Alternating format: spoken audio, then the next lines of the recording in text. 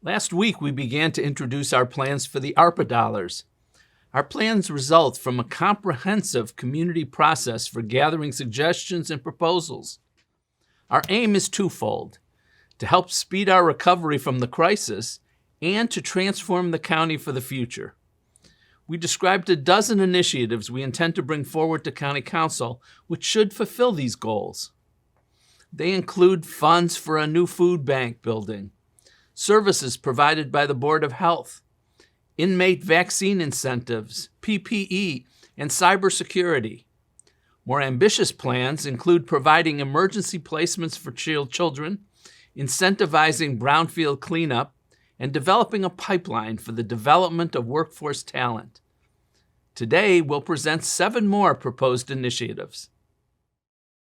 Small businesses are the lifeblood of our community. Most jobs come from small businesses. What would we do without the neighborhood restaurant, bar, or hairstylist? The pandemic hit small businesses particularly hard.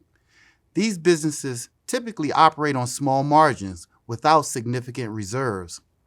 A business interruption, even temporarily, can be devastating. During the height of the crisis, many were forced to close their doors for months at a time, or forever. To help small businesses survive, we have provided $7 million in assistance. About half went to minority-owned businesses. While the pandemic seems to be winding down, at least for now, many small businesses continue to suffer, hanging on by their fingernails. So we're proposing to add another $2 million to our Small Business Stabilization Fund. We want small businesses to survive and thrive now and after the COVID crisis. Cuyahoga County can boast of great arts and culture. It's one of our strengths. Arts and culture enhances our lives, attracts young people to the area, and encourages businesses to locate here. The world knows of our tremendous orchestra, art museum, and rock hall. And we can't forget our smaller venues like Karamu and our many individual artists. But the pandemic has hit our arts and culture community hard. Events have been canceled or postponed. Thousands of people in the field have been laid off, and many millions of dollars of revenue have been lost. Some organizations have closed and others are teetering. My wife and I had the pleasure of seeing Pretty Woman at the Connor Palace recently. The show was fun, but for me the best part was seeing so many people attending the event. We really are opening back up. But the impact of the pandemic, the financial and personnel losses, have not disappeared. We will recommend that Council contribute $3.3 million of our ARPA funds for arts and culture to help our artists and institutions survive and thrive. We are proposing to begin a major effort to transform the care of people experiencing homelessness in the region. But let's first start at the beginning by asking, what is homelessness? It's the condition of lacking stable, safe, and adequate housing, and it's a major problem in cities all over the country. We're no exception.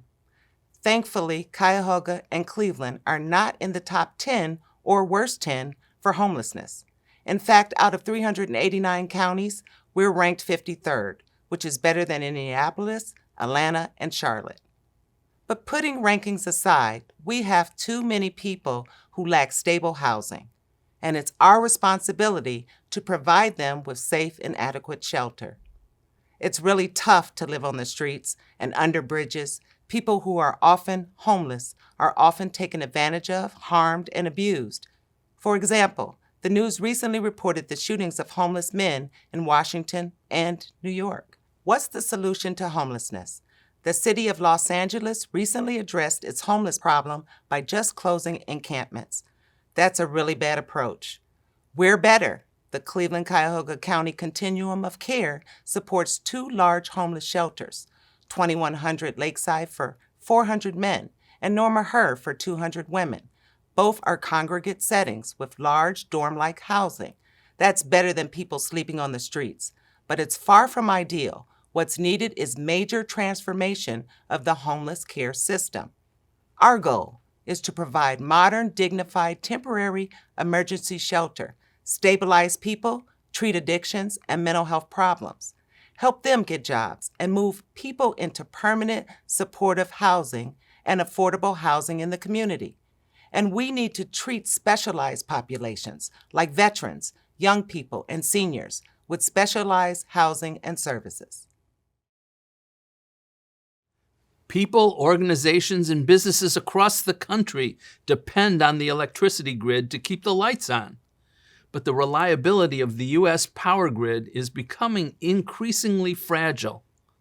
For example, a disastrous power failure in Texas caused by severe winter storms left millions of people and businesses in the dark for as much as 4 days.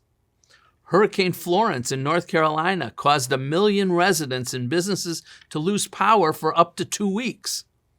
And remember when tree limbs fell on a power line in Ohio, turning off the lights from here to the East Coast? And there's the risk that hackers sitting in their basements in Iowa or in Russia can bring down the grid. For business owners, a power outage for even an hour, let alone a day or a week, can have terrible costs and consequences. When a manufacturer's production line is turned off, the interruption and costs to turn the line back on can be huge. Data companies could see their stored work disappear. Medical research could be lost. In Greater Cleveland, we begin with a built-in advantage over other parts of the country. Peter Krause wrote an article titled, "Without Hurricanes and Water Shortages, Is the Climate Cleveland's New Selling Point?" He explained how businesses wanted to avoid weather-related disruptions.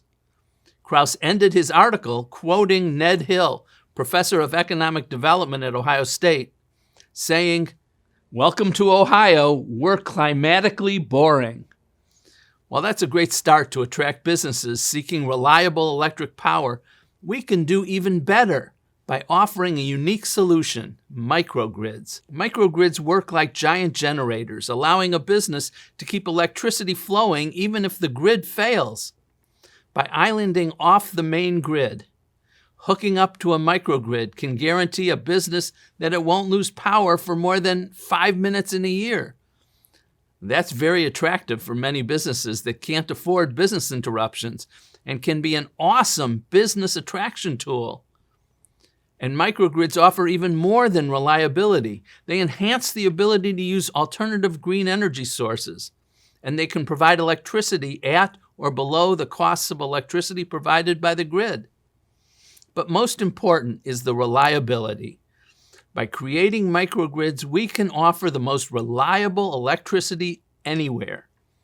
And that fits our region perfectly, because in the face of adversity, the citizens of Cuyahoga County are resilient. Just look at our resilient sports fans. The Cuyahoga County Council last year recognized the unique power of microgrids and authorized the creation of a county utility to provide microgrids in key locations around the county. We're now proposing to provide $600,000 of ARPA funds for the initial engineering design and the preparation of an RFP to go out to microgrid developers and investors. We're confident that this RFP will draw significant interest. With the help of a grant from the Cleveland Foundation and working with a team of experts, we previously put out an RFI, and 11 of the biggest grid operators and developers expressed significant interest. And those developers also indicated they wanted to invest in the project. So we anticipate the money the county will spend will be limited to advanced preparation, with the developer-investor bearing the bulk of the costs. With the funds from the Cleveland Foundation, we also surveyed the interests of businesses around the country in hooking up to one of our microgrids. And based on the results, we are very optimistic the microgrids will transform the region by attracting new businesses. We can become the most resilient region in the nation. An oil slick on the Cuyahoga River caught fire in 1969. It only burned about 30 minutes and caused minimal damage, but it became a national embarrassment that harmed Cleveland's reputation for many years after.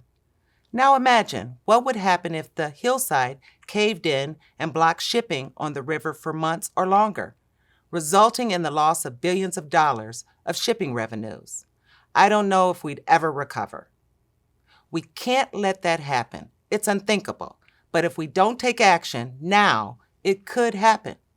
To stabilize the hillside, Cleveland, the port, and the county have come together, with each pledging $2.5 million to fund the work. Other partners include NOACA, the Sewer District, ODOT, the Metro Parks, RTA, the Cleveland Cuyahoga County Port Authority, Greater Cleveland Partnership, the Land Studio, Ohio City, Inc., Cleveland Metropolitan Housing Authority, and West Creek Conservancy. This project not only protects shipping on the river, it also will enable the creation of a beautiful public park on the top of the hillside. We'll be able to enjoy a great public space overlooking active shipping on the Cuyahoga County River. We've already contributed $1.7 million to improve Franklin Boulevard down to Columbus Road, which connects the park to the flats and the Ohio City neighborhood. When this community comes together, we get things done. Driving in the city or one of our inner ring suburbs, you might notice a ton of empty lots that aren't used for anything. What an eyesore! These lots may be sites where homes used to stand. They stand as a warning of residential decline, a blot on a neighborhood. They may become ugly, dangerous garbage dumps. But these lots can be reclaimed, and that can revitalize a neighborhood. Think about how wonderful it would be if these spaces were reimagined and turned into community gardens, or they might be transformed into pocket parks, playgrounds, event spaces, or green spaces for outdoor enjoyment. We are partnering with the County Land Bank to identify and make properties available. We're also partnering with two grassroots organizations, Food Strong and Rid All, to work with community residents who will adopt these spaces as their own.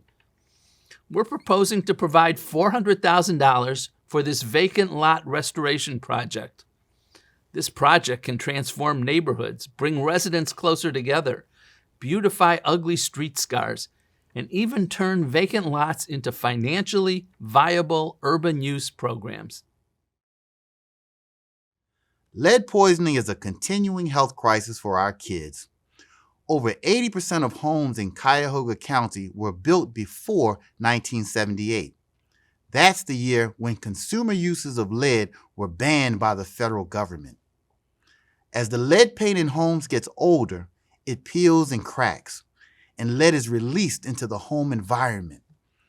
Children can be poisoned when they swallow or breathe in lead dust. A child who is exposed to lead can be seriously and permanently harmed, as lead can cause damage to the brain and nervous system, slow development, learning and behavior problems, lower IQ, and decrease the ability to pay attention. The county is spending millions of dollars on high-quality pre-K programs to give kids a good start in life. But all that money may not produce the expected outcomes for a child with brain damage due to lead poisoning. The key to preventing exposure is repairing homes to prevent lead from being a hazard. Unfortunately, that is very expensive. The county has previously committed $800,000 a year for 5 years to the Lead Safe Cleveland Coalition to help abate lead in Cleveland homes. The County Board of Health is investing over $5 million over 3 years for lead paint remediation in Cleveland's suburban communities. And now we're proposing to contribute another $1.8 million to the Board of Health to further eliminate lead hazards from homes in the suburbs. While there's a lot more to do, every bit helps. Altogether, this means we'll be investing $11 million over the next 3 years to address this serious problem. So that's another 7 more proposed initiatives. As you can see, these fulfill our dual goals: recovery from the crisis and transformation of the county long term. As with the initiatives proposed last week, we'll be introducing these to Council for their consideration. And next week, we'll have even more for you.